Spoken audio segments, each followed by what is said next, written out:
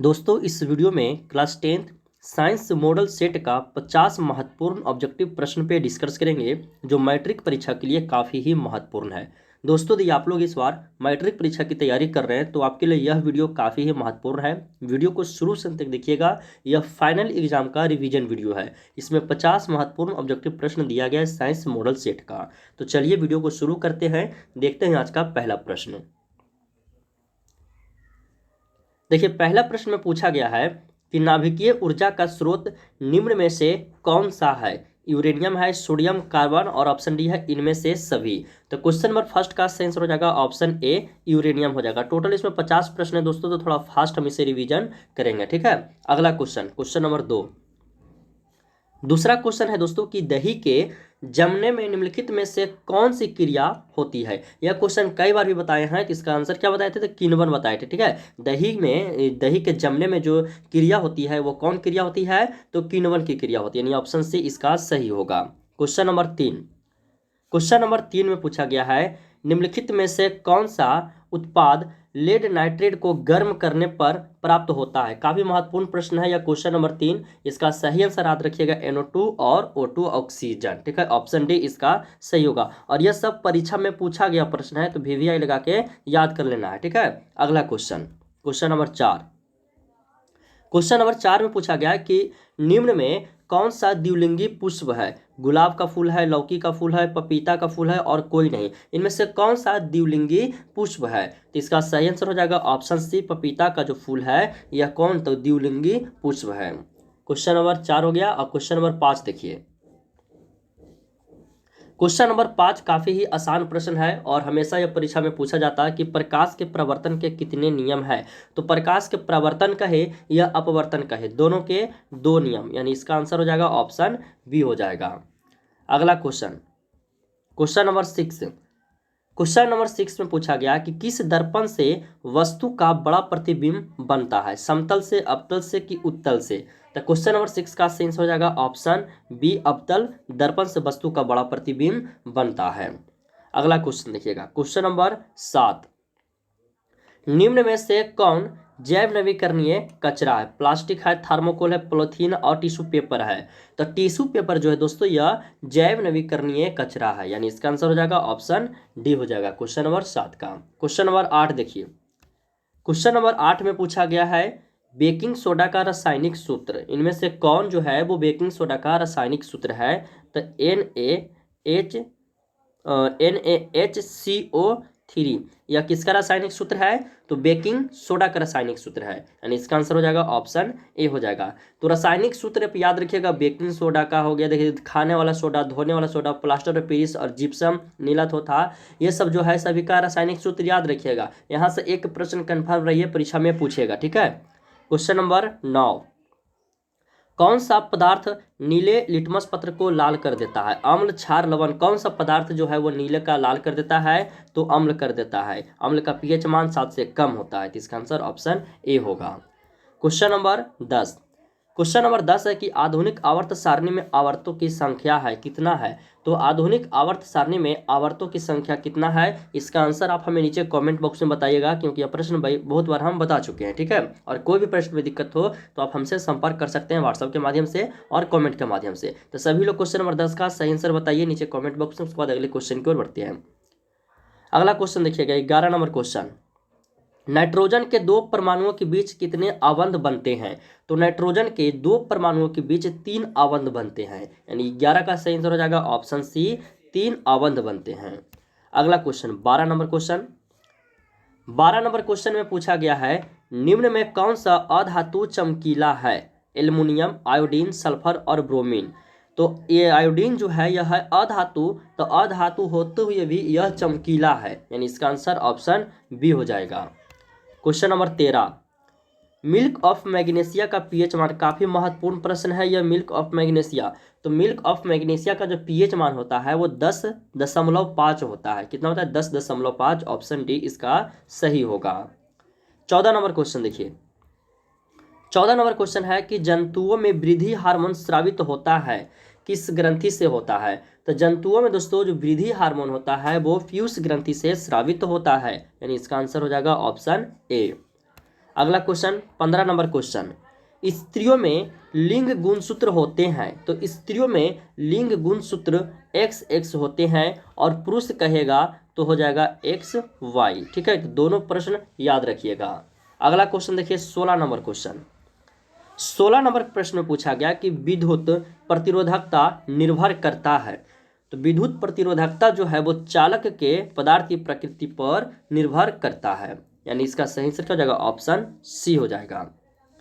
अगला question 17 number question है, विद्युत शक्ति का मात्रक है, तो शक्ति का ऐसा मात्रक क्या बताए थे, तो वाट बताए थे, यानी इसका आंसर हो जाएगा ऑप्शन ए वाट। विद्युत शक्ति का ऐसा मात्रक वाट होता है। याद रखिएगा सब, जितना छोटा क्वेश्चन है दोस्तों आपका उतना ज्यादा प्रश्न में सब पूछा हुआ प्रश्न है। ठीक है, तो याद रखना है।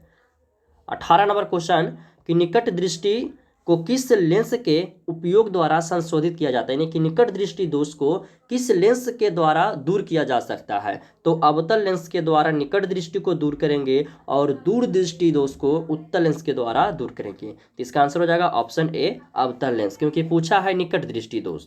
19 नंबर क्वेश्चन, सामान्य दृष्टि के लिए स्पष्ट दृष्टि की न्यूनतम दूरी है, तो समान दृष्टि के लिए स्पष्ट दृष्टि की कहेगा तो उसका न्यूनतम दूरी हो जाएगा 25 सेंटीमीटर, और स्वच्छ आंख के लिए बोलेगा, स्वच्छ नेत्र के लिए बोलेगा तो उसका जो हो जाएगा अनंत हो जाएगा। ठीक है, तो 19 नंबर का सही आंसर हो जाएगा option B 25 centimetre. 20 number question, 20 number में है कि निम्न में किस माध्यम का अपवर्तनांक अधिक है, हवा का, जल का, शीशा, हीरा, तो हीरा का अपवर्तनांक इनमें से सबसे अधिक है, यानी इसका आंसर हो जाएगा ऑप्शन डी, और यह भी परीक्षा में पूछा गया प्रश्न है, तो याद रखिएगा। ठीक है, 21 नंबर क्वेश्चन पूछा गया कि किसी माध्यम में छोटे छोटे कणों के निलंबन को कहा जाता है, तो क्या कहा जाता है, तो कोलाइड कहा जाता है, यानी इसका आंसर हो जाएगा ऑप्शन ए कोलाइड हो जाएगा। 22 नंबर क्वेश्चन, 22 नंबर क्वेश्चन है कि मानव शरीर की प्रतिरोधी कितना होता है। ठीक है, मानव शरीर का प्रतिरोध जो पूछा गया है वो कितना होता है, तो देखिए दोस्तों इसमें से थोड़ा कुछ नोट पॉइंट है, पहले उसे पढ़ लेते हैं कि सूखी परिस्थितियों में, यानी कि सूखावादी मानव बॉडी जो होगा उसमें प्रतिरोध जो होगा वो 1000 ओम के बराबर हो सकता है। सूखी हुई परिस्थितियों में मानव शरीर के द्वारा जो है वो प्रतिरोध कितना, तो 1 लाख है जी, 1 लाख ओम के बराबर हो सकता है। यदि गीली है या टूटी हुई त्वचा है शरीर के प्रतिरोध को है तो वो 1000 ओम तक छोड़ सकती है। यह कहते हुए कि उच्च वोल्टेज विद्युत ऊर्जा जल्दी से मानव त्वचा को तोड़ देती है, अर्थात 500 ओम के लिए मानव शरीर के प्रतिरोध को कम कर सकती है। तो देखिए इस तरह का यदि ऑप्शन मिलेगा तो यहाँ पर सूखी हुई और गीली हुई का जिक्र नहीं किया गया, डायरेक्ट पूछा गया मानव शरीर की प्रतिरोधी कितना होता है। ठीक है, तो इसका सही आंसर जो हो जाएगा वो आपका 50 से 100 आप इसके लेकर चल सकते हैं, लेकिन गीली हुई कहेगा तो उसका 1 लाख हो जाएगा। ठीक है, चलिए अगला क्वेश्चन 23 नंबर क्वेश्चन पूछा गया कि विद्युत धारा की प्रबलता का SI मात्रक होता है, बताइए। तो विद्युत धारा की प्रबलता का SI जो मात्रक होता है वो क्या होता है, तो एम्पियर ही होता है, यानी इसका आंसर ऑप्शन ए होगा। 24 नंबर क्वेश्चन, 24 नंबर में पूछा गया है कि विद्युत धारा उत्पन्न करने की युक्ति को क्या कहते हैं, जिस उपकरण से विद्युत धारा उत्पन्न किया जाता है उसे क्या कहते हैं, तो जनित्र कहते हैं, यानी इसका आंसर हो जाएगा ऑप्शन ए। क्वेश्चन नंबर 25, निर्गत किरण एवं अभिलंब के बीच के कोण को कहते हैं, तो निर्गत किरण एवं अभिलंब के बीच के कोण को क्या कहते हैं, तो निर्गत कोण कहते हैं, यानी इसका आंसर हो जाएगा ऑप्शन सी होगा। 26 नंबर क्वेश्चन देखिएगा, 26 नंबर में पूछा गया है कि 1 मीटर फोकस दूरी वाले उत्तल लेंस की क्षमता होगी, यह काफी महत्वपूर्ण प्रश्न है, हमेशा पूछता है या परीक्षा में। तो 1 मीटर वाला जो होगा फोकस दूरी उसका क्षमता कितना होगा, तो 1 डायोप्टर ही होगा, यानी इसका आंसर क्या हो जाएगा ऑप्शन बी। क्षमता बराबर फार्मूला क्या बताए थे, P बराबर 1/F, या फार्मूला याद रखिएगा, यहाँ से आपका न्यूमेरिकल भी पूछ सकता है। क्वेश्चन नंबर 27, लघु पतन के समय परिपथ में विद्युत धारा का मान, यानी कि शॉर्ट सर्किट के समय परिपथ में विद्युत धारा का जो मान होता है वो क्या हो जाता है, तो बहुत कम होता है कि परिवर्तित नहीं होता है कि बहुत अधिक हो जाता है, तो बहुत अधिक बढ़ जाता है, यानी इसका आंसर हो जाएगा ऑप्शन सी 27 नंबर का। 28 नंबर क्वेश्चन देखिए, गोबर गैस एक प्रकार की है, क्या है गोबर गैस, तो एक प्रकार की बायोगैस है, यानी इसका आंसर हो जाएगा ऑप्शन बी, गोबर गैस एक प्रकार का बायोगैस है। 29 नंबर क्वेश्चन में पूछा गया कि कैंगा नाभिकीय विद्युत संयंत्र किस राज्य में स्थित है, तो कैंगा नाभिकीय विद्युत संयंत्र जो है यह कर्नाटक में है, तो इसका आंसर हो जाएगा ऑप्शन बी हो जाएगा। 30 नंबर क्वेश्चन, 30 नंबर क्वेश्चन में पूछा गया है कि बेकिंग सोडा का रासायनिक नाम, बेकिंग सोडा का रासायनिक नाम क्या होता है? तो सोडियम हाइड्रोजन कार्बोनेट होता है। इसका रासायनिक सूत्र भी आपको पहले बताए हैं, स्टार्टिंग में ही बताए हैं, तो दोनों याद रखना है, रासायनिक नाम और रासायनिक सूत्र दोनों याद रखना है, ठीक है। अगला क्वेश्चन देखिए, क्वेश्चन नंबर 31 नंबर प्रश्न पूछा गया कि निम्न में से कौन सा उत्पाद लेड नाइट्रेट को गर्म करने पर प्राप्त होता है? तो ये क्वेश्चन देखिए सर रिपीट दोबारा हो गया है, इसका आंसर आपको पता होगा NO2 और O2 ऑक्सीजन, ठीक है। तो इसे याद रखिएगा, या डबल टाइपिंग हो गया। चलिए कोई बात नहीं। अगला क्वेश्चन देखिए, 32 नंबर क्वेश्चन पूछा गया है, निम्नलिखित में कौन विजातीय यौगिक है? ठीक है, इनमें से कौन विजातीय यौगिक है? तो प्लास्टर ऑफ पेरिस विजातीय यौगिक है, यानी इसका आंसर ऑप्शन डी हो जाएगा, ठीक है। क्या होगा? प्लास्टर ऑफ पेरिस हो जाएगा। क्वेश्चन नंबर 33 में पूछा गया कि सीसा और टीन के मिश्र धातु को कहते हैं, क्या कहते हैं? तो सीसा और टीन के मिश्र धातु को सोल्डर कहते हैं, यानी इसका आंसर हो जाएगा ऑप्शन ए, सोल्डर हो जाएगा। 34 नंबर क्वेश्चन देखिए, पूछा गया कि निम्नलिखित में से किसे चाकू से काटा जा सकता है? तो देखिए ऑप्शन में दिया गया लिथियम, कैल्शियम, कॉपर, आयरन, यहाँ पे सोडियम नहीं दिया गया है, तो यहाँ पे लिथियम भी जो है वो चाकू से काटा जा सकता है, तो इसका आंसर क्या हो जाएगा? ऑप्शन ए हो जाएगा। यदि सोडियम रहता तो सोडियम भी सही आंसर हो जाता, सोडियम भी चाकू से काटा जा सकता है। अगला क्वेश्चन 35 नंबर क्वेश्चन, एथेन में कितने सहसंयोजक अवंध है? एथेन में कितने सहसंयोजक अवंध है? तो 7 है, यानी इसका आंसर हो जाएगा ऑप्शन डी, 7 हो जाएगा। 36 नंबर क्वेश्चन देखिए, 36 में पूछा गया कि अवतल लेंस का आवर्धन बराबर होता है। अवतल लेंस का आवर्धन बराबर क्या होता है? तो V/U होता है, तो इसका आंसर क्या हो जाएगा? ऑप्शन डी हो जाएगा, V/U होता है।